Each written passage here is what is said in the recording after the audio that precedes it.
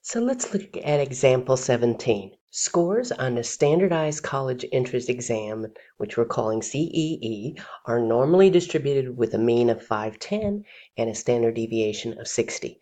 A selective university decides to give serious consideration for admission to applicants whose CEE scores are in the top 5% of all CEE scores.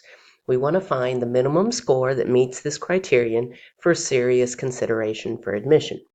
Okay, now we're looking at the top 5% of these scores. That means there's 95% that are below it. All right, so 0.95 area that is less than. All right, so we want to look up a 0.95 area and then use our D-standardization formula. So let's do that using that same command we've been using all along for these examples.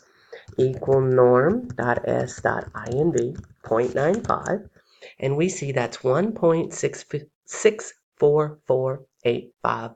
All right, now let's use our D-standardization formula. Our mean was 510. Our standard deviation was 60. So we'll have 510 plus 1.644854 times 60. And put that into the calculator. We get 608.69124.